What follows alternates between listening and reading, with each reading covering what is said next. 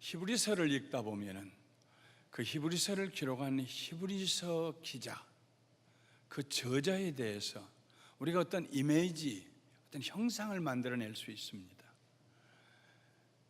그 형상은 히브리서 기자는 단순히 편지 쓴 사람이 아니라 그 편지를 읽는 수신자들을 성도로 두었던 목회자였다.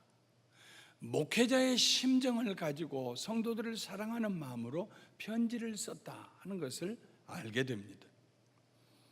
그는 성도들을 책망하는 데서 그치지 않고 격려하면서 새로운 차원으로 이끌어갑니다. 오늘 우리가 읽은 말씀을 보면은 히브리서 기자의 목자로서의 심성을 절절하게 느낄 수가 있습니다. 지난 주일에 그는 그의 성도들을 엄하게 책망했습니다. 그의 성도들의 신앙적 미성숙함을 지적했습니다. 오랫동안 신앙생활을 해왔음에도 불구하고 성장할 기미를 보이지 않고 배웠으면 이젠 가르치는 자의 자리에 있어야 할 텐데 여전히 신앙의 기초 지식인 ABCD를 여전히 섭렵하고 있는 그의 성도들의 미숙함을 책망했습니다. 그의 성도들이 아직도 젖 먹는 어린아이와 같다고 말했습니다. 젖을 먹는 어린아이는 힘을 쓸 수가 없습니다. 자기 일도 자기가 다 할 수 없습니다. 남을 도울 수가 없습니다. 젖을 먹는 어린아이처럼 그의 성도들은 늘 누군가의 도움을 받아야 되고 일어서지 못하고 성숙한 삶을 살지 못했습니다. 하나님의 말씀을 경험하지 못했고 하나님의 말씀의 능력과 그 뜻을 깨닫지 못했기 때문에 그 말씀을 따라 의로운 삶을 살 수가 없었습니다. 장성한 사람은 지각을 사용하여 연단을 받는데, 연단은 훈련입니다. 하나님의 말씀을 따라 사는 사람들은 그 삶이 익숙해질 때까지 계속하여 자기 자신을 부인하며 훈련을 받아야 되는데, 히브리서 기자가 생각하고 이 편지를 쓰고 있는 그 대상, 그 성도들은, 그의 성도들은 자기 자신도 설 수 없기 때문에 다른 사람을 도와줄 수도 없고 자기를 부인하는 일을 해본 적도 없고 단단한 음식을 먹기 위해 하나님의 뜻에, 내 뜻이 아니라 하나님의 뜻에 따라 훈련을 받아본 적도 없습니다. 그렇게 훈련받기를 싫어했습니다. 하나님의 말씀 앞에서 순종과 복종의 훈련을 철저히 하는 사람은 선과 악을 구별하여 악을 멀리하고 선을 택할 수 있는데 그의 성도들은 그 자리에까지 이르지 못했습니다. 선의 기준은 나에게 있지 아니하고 하나님의 말씀에 있습니다. 선은 나에게 좋은 것이 아니라 하나님의 영광에, 하나님의 뜻을 이루는 데 좋은 것입니다. 이런 사람은 습관적으로 무엇을 하든지 하나님이 기뻐하실 일이 무엇일까를 생각하고 찾고 행동에 옮기는 삶을 삽니다. 히브리서 기자는 오랫동안 신앙생활을 해온 그의 성도들이 아직도 여전히 어둠과 빛의 경계선을 드나들고 있는 모습을 보면서 지금쯤은 거기서 멀리 떠나서 그리스도를 통하여 하나님의 임재하심 가운데 그 핵심으로 들어갔어야 할 사람들이, 하나님을 예배해야 될 사람들이 아직도 저 변두리에 머물고 있는 것을 보면서 탄식하며 안타까워하며 그들로 하여금 하나님께로 성숙해 나가라고 부탁합니다. 그들은 세례에 대해서 확실하게 이해하지 못했습니다. 안수에 대해서도 성숙한 믿음을 가지지 못했습니다. 죽은 자의 부활과 영원한 심판에 대한 교훈에 있어서도 초보를 벗어나지 못했습니다. 내 삶은, 내 목적은 이 세상에 있는 것이 아니라 하나님의 나라에 있다. 나는 영원히 그리스도와 함께 살 것이다. 이런 신앙의 확신을 가지지 못해서 여전히 주변적인 것에 눈을 돌리고 하나 더 가지면 기쁘고 자랑하고 싶고 가진 것이 없어지면 탄식하고 열등의식에 사로잡히고 그런 삶을 살았습니다.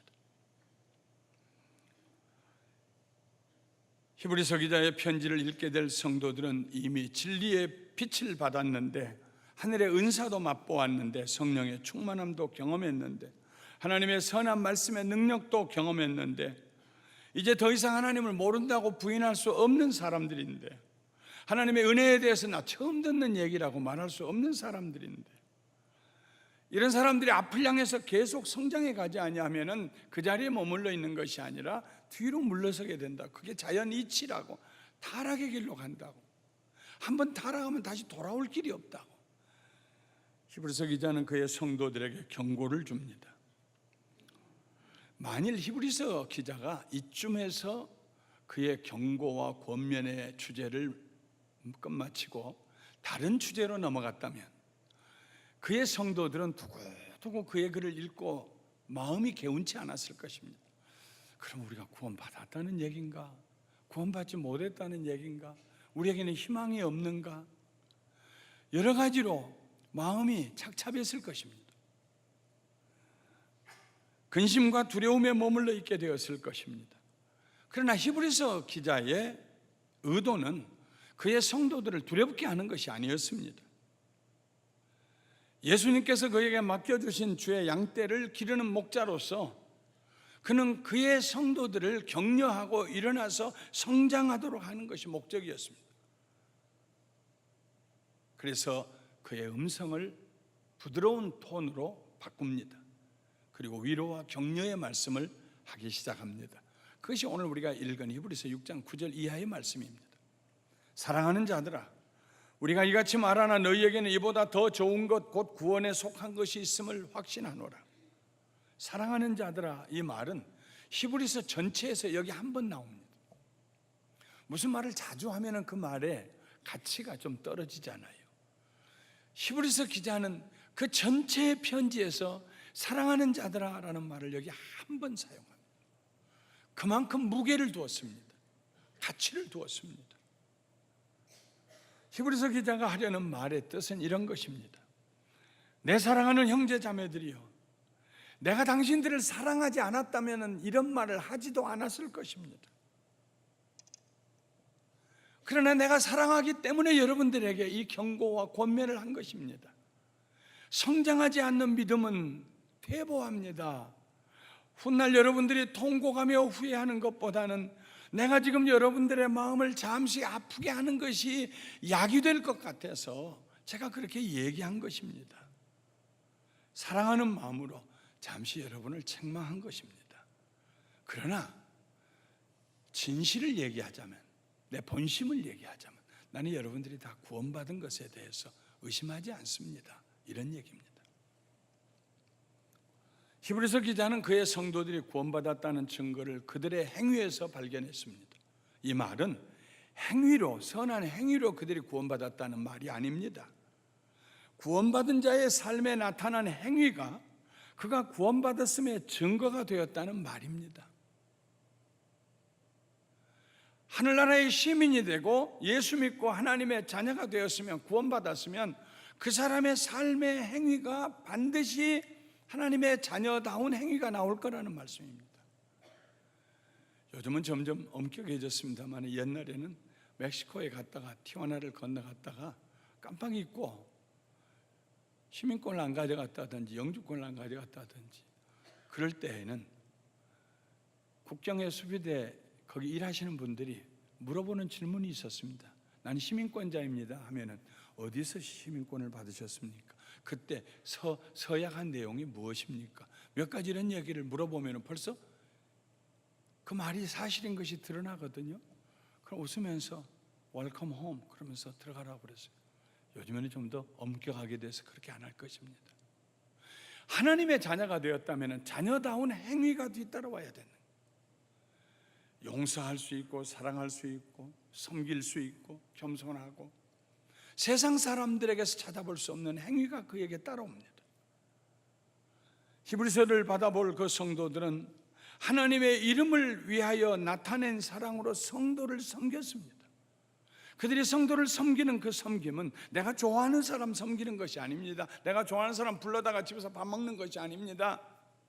교회는 그런 곳 아니에요. 교회는 좋아하는 사람들끼리 모여서 짝짓는 곳이 아니에요. 교회는 하나님의 이름을 위해서 내 마음에 드는 사람이거나 들지 않는 사람이거나 하나님의 이름을 위해서 성도를 섬기는 곳, 그것이 교회입니다. 히브리서 기자가 쓴 이 글을 읽을 대상자들, 그 성도들은 하나님의 이름을 위해서 성도들을 섬기는 사람들이었습니다. 그들은 하나님의 이름을 사랑했습니다. 하나님의 살아계심을 믿고 하나님께로부터 받은 사랑을 가지고 다른 사람을 사랑하며 섬겼습니다. 이것이 보통 사람들과 다른 점이었습니다. 히브리서 기자는 여러분들이 구원받은 걸 내가 아노라. 어떻게 아세요?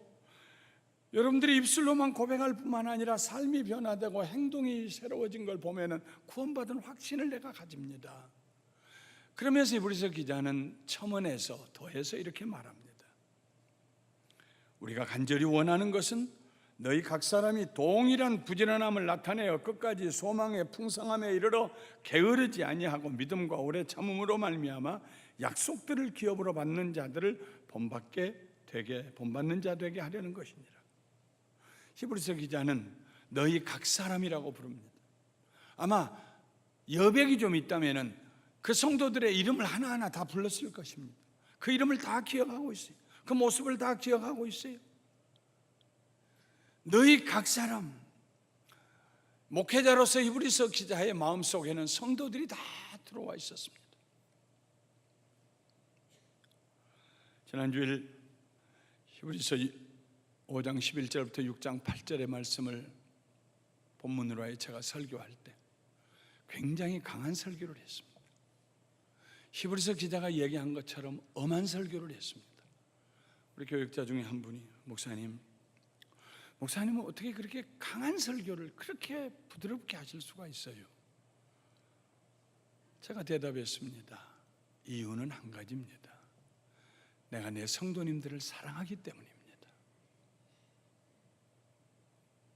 부모가 자녀들에게 엄한 얘기를 할 때조차도 부모가 자녀를 사랑하기 때문에 그건 엄한 그것으로만 남지 않습니다. 나는 우리 성도님들을 사랑하기 때문에 그렇습니다. 히브리서 기자가 그의 성도들을 사랑했어요. 그 사랑하는 마음으로 엄하게 그들이 잘못되지 않도록 엄하게 얘기하고 난 다음에 그 이상 더 엄할 수 없을 만큼 엄하게 얘기하고 난 다음에 돈을 바꿔서 내가 이렇게 하는 것이 여러분을 사랑하기 때문이요, 훗날 여러분들에게 약이 되기 때문입니다. 여러분들은 이미 그런 사람이 아니고 구원 못 받은 사람이 아니고 이미 구원받은 사람인 것을 내가 확신합니다. 여러분들의 행위를 보면 내가 알 수 있지요. 내가 부탁합니다. 그 선한 행위를, 하나님의 이름을 사랑하고 성도를 서로 사랑 섬기는 그 선한 행위를 계속해 나가십시오 하는 것입니다. 이 문장을 통해서 그가 하고 싶었던 가슴 속의 말은 이런 것이었습니다. 사랑하는 성도 여러분, 여러분의 믿음이 연약해질 때라도 하나님의 이름을 위하여 성도를 사랑하고 섬기는 일을 절대로 여러분의 손에서 놓지 마시기 바랍니다. 포기하지 마시기 바랍니다. 계속해 섬기시기 바랍니다. 그러다 보면 믿음이 다시 회복될 것입니다. 믿음이 연약해질 때 우리에게 다가오는 현상은 뭐냐면 섬기는 걸 포기하고 싶습니다. 나는 열심히 일하고 수고했는데 내 마음을 몰라주고 누가 나를 아프게 하는 말을 했다는 걸 들으면은 내 마음에 제일 먼저 들어오는 생각이 에이 그만두지 뭐 내 비싼 밥 먹고 내가 그만두지. 누구나 다 그런 생각입니다. 병든 자들에게 우리가 무슨 말을 합니까? 병든 사람, 몸이 약한 사람들은요 한결같이 밥맛이 없습니다. 안 먹으려고 그래요. 별 음식을 다 갖다가 만들어 주어도요 고개 설레설레 흔들고 아이고 입이 써 안 먹어요. 안 먹는 게 그냥 내버려 두면 어떡합니까? 죽는 겁니다. 그러니까 뭐라고 얘기합니까? 이 사람아 먹어야 돼. 밥을 맛으로 먹나? 그냥 먹어. 먹으면 힘나는 거야. 영적으로도 마찬가지입니다. 우리가 하나님을 사랑하고 섬길 때 사람 보고 말이죠, 일하고 안 하고 이건 믿음이 약한 증거요. 믿음이 약해서 아이 나 그만해 그러면요 신속하게 믿음은 절벽으로 떨어져 말아요. 그러나 그럼에도 불구하고 하나님, 내가 하나님 보고 했지요. 나는 이 일을 내 손에서 놓지 않을 거예요. 누가 뭐라고 그래도 나는 성도 사랑하고 섬길 거예요. 오해야 시간이 지나면 풀리겠지요. 하나님, 입맛이 없고 밥맛이 없어도 밥을 먹다 보면은 힘을 얻어서 건강이 회복되는 것처럼 사랑하는 성도들이여, 여러분들이 열심히 섬기는 그 일을 계속해서 하다 보면은 믿음이 연약했다가도 다시 일어날 것입니다. 그게 히브리서 기자가 하고 싶었던 얘기입니다.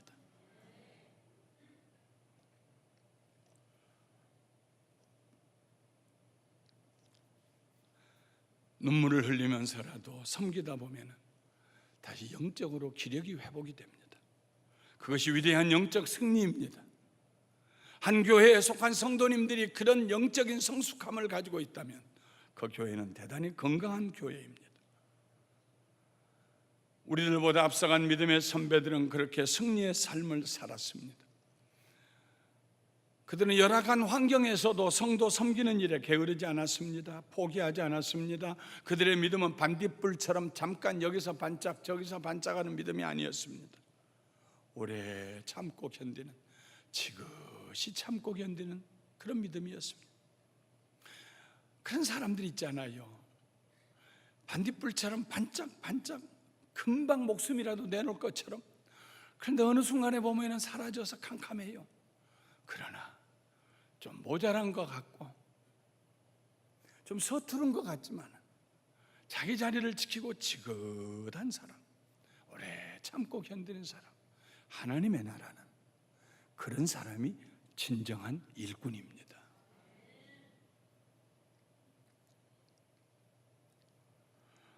히브리서 기자는 그런 성도들을 가리켜 약속들을 기업으로 받는 자들이라고 하면서 우리 모두 본받자고 격려합니다. 약속을 기업으로 받는 자들, 다른 말로 하면 하나님의 상급을 받은 자들이라는 말입니다. 끝까지 달려갈 길을 마치고 선한 싸움 싸우고 믿음을 지켰기 때문에 바울이 얘기한 것처럼 의의 면류관을 받았을 사람들이라는 것입니다. 히브리서 기자는 다시 한번 하나님의 약속에 대해 설명합니다. 옛날 하나님께서는 아브라함에게 내가 반드시 너에게 복주고 복주며 너를 번성하게 하고 번성하게 하리라고 약속하셨습니다. 단순히 약속으로 끝나지 않고 맹세하심에 약속하셨습니다.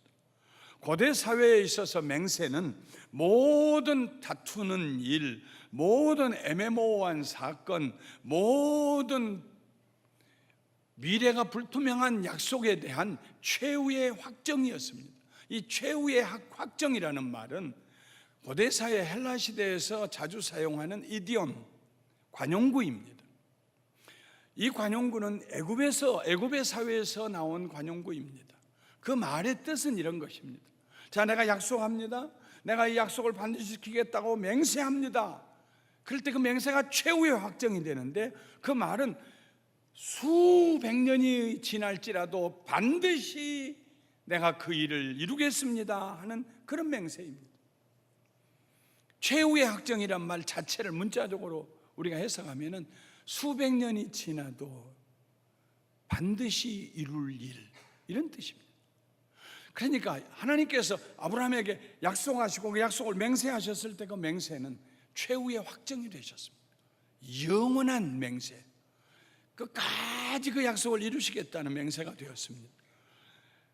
하나님의 맹세는 아브라함에게뿐만 아니라 그의 자손 대대에 이르도록 변할 수 없는 영구한 효력을 지녔습니다.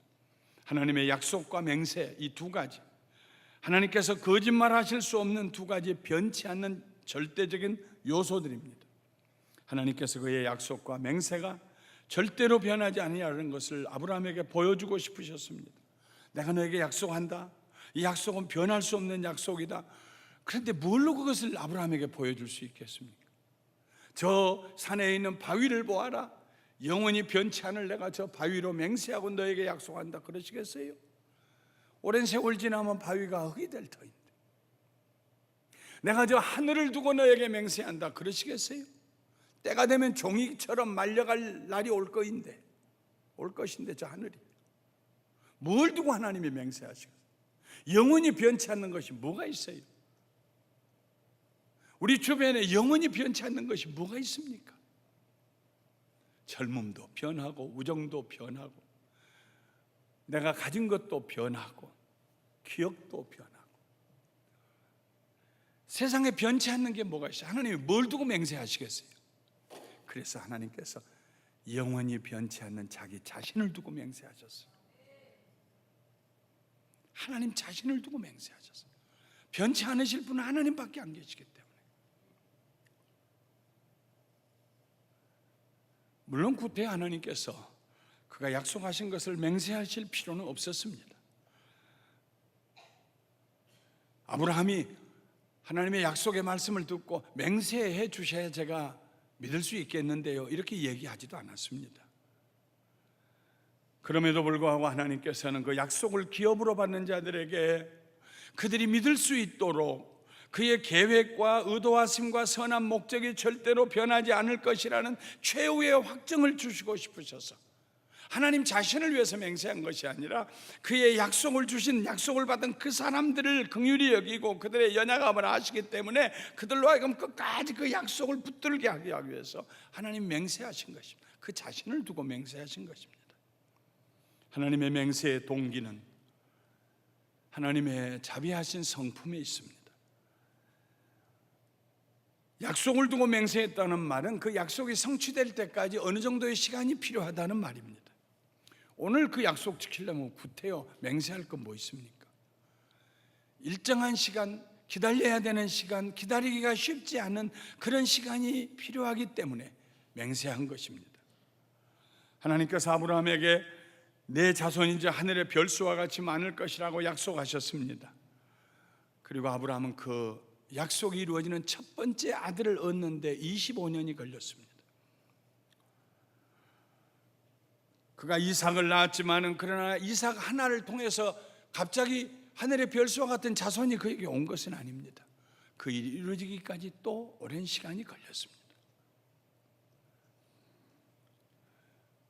아브라함에게 하나님께서 약속하신 번성의 복은 그의 시대에서 끝나는 약속이 아닙니다. 예수님을 믿고 구원받아 오늘 이 자리에서 예배드리고 있는 우리에게까지 그 약속의 효력이 미치고 있습니다. 우리뿐만 아니라 우리 자손들, 예수 믿고 구원받을 우리 자손들에게까지도 하나님의 약속의 효력은 미쳐나갈 것입니다. 아브라함의 믿음의 조상, 아브라함의 후손들이 될 것입니다. 히브리서 기자는 아브라함에게 주신 하나님의 번성의 약속에서 갑자기 생각을 바꿉니다. 말을 바꿉니다. 소망의 약속으로 방향을 바꿉니다. 아브라함은 번성의 약속을 받았지만 하나님께서는 우리에게 소망의 약속을 주셨습니다. 그것은 앞에 있는 소망입니다. 모든 소망은 앞에 있는 것입니다. 지나간 소망은 소망이 아닙니다. 앞에 있는 소망은 우리 스스로 창조해낼 수 있는 것이 아닙니다. 하나님께서만 주실 수 있는 소망입니다. 옛날 아브라함에게 번성의 약속을 주시고 스스로 맹세하셨던 것처럼 우리에게 소망의 약속을 주시고 하나님은 다시 한번 스스로 맹세하십니다. 하나님께서 맹세하신 그 맹세가 무엇입니까? 그것은 바로 예수 그리스도의 십자가입니다. 하나님께서 우리에게 소망을 약속으로 주셨어요. 이 소망은 천국에 대한 소망입니다. 내일 일이 잘 될 것이다, 더 좋은 지위를 가지게 될 것이다, 물질을 더 많이 가지게 될 것이다. 이 소망은 이 세상에서 그 소망이 이루어지고 나면 영원한 소망이 아닙니다. 하나님이 우리에게 주신 소망은 영생에 대한 소망입니다. 하나님이 세상을 이처럼 사랑하사 그의 하나밖에 없는 아들을 주셨으니 누구든지 저를 믿는 자마다 멸망치 않고 영생을, 영원한 생명을 얻을 것이니라. 이것이 우리의 소망입니다. 영원한 소망입니다. 영원한 소망은, 사랑하는 성도 여러분, 천국에 가는 것이 우리의 영원한 소망이 되는 줄 믿습니다. 난 천국에 대해서는 관심이 없어요. 이 세상에서 잘 살면 되죠. 그 사람 그리스도인 아닙니다. 왜냐하면 그리스도는, 예수 그리스도는 우리를 세상에서 잘 살게 하기 위해 십자가 위에 죽으신 것이 아닙니다. 이 세상에서도 하나님의 자녀로서 거룩하게, 떳떳하게 유익한 삶을 살 뿐만 아니라 영원한 하나님의 나라에 하나님을 예배하며 영원히 살게 하기 위해서 우리를 위해 세상에 오셨고 십자가 위에 죽으신 것입니다. 이러므로 우리의 소망은 영원한 소망이 되는 줄 믿습니다. 영원한 소망, 이건 사람이 줄 수 있는 것이 아니에요. 하나님께서만 주실 수 있는 거예요. 그래서 하나님의 약속인 것입니다. 우리에게 영원한 소망을 약속으로 주셨어요.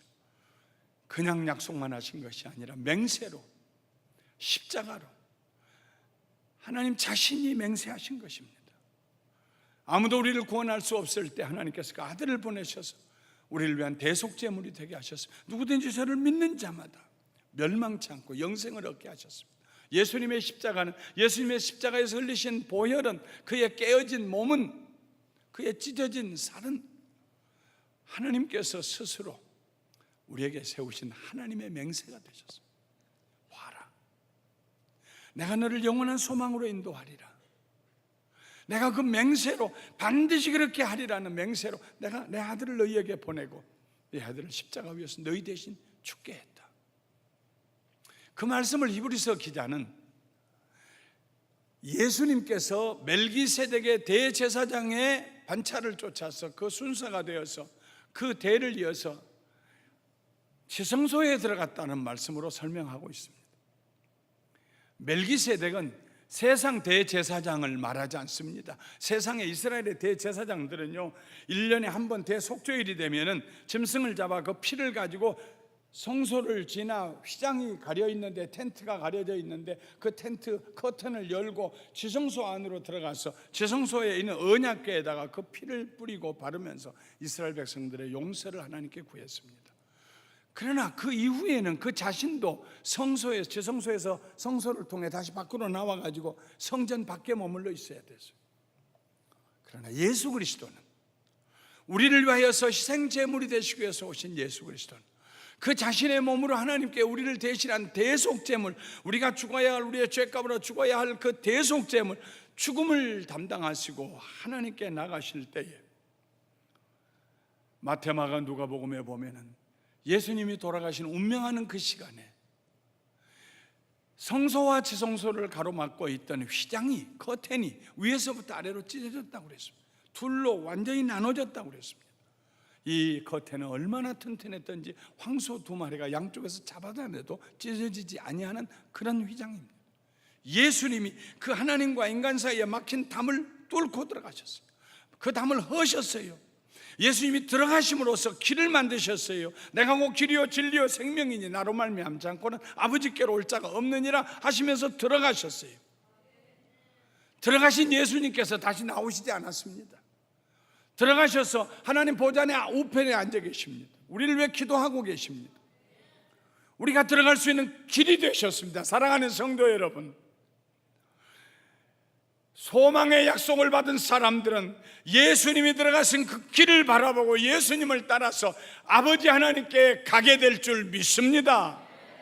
이 세상에서도 죄로부터 건짐을 받아 의의 삶을 사는 지성소, 하나님의 임재하심, 하나님의 거기에 임재해 계시는 하나님의 은혜의 보좌로 나갈 뿐만 아니라 이 세상을 떠날 때 우리는 하나님의 나라에 가서 영원한 삶을 살 터인데, 우리의 소망이 거기서 완성이 될 것이고 더 이상 우리에게 소망이 필요 없는 세상이 우리에게 다가올 줄 믿습니다.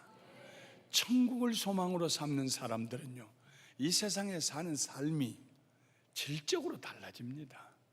하찮은 것에다가 목숨 걸지 않습니다.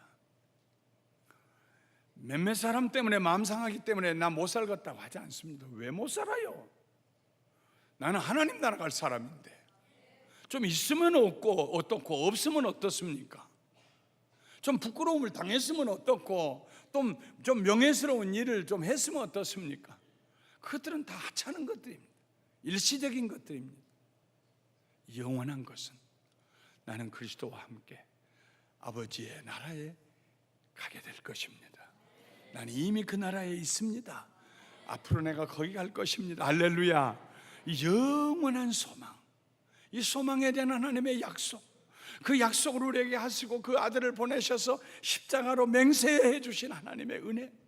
사랑하는 성도 여러분, 오늘 이 성찬을 드시면서 그 은혜의 보좌로 함께 나가게 되시기를 주님의 이름으로 축원합니다.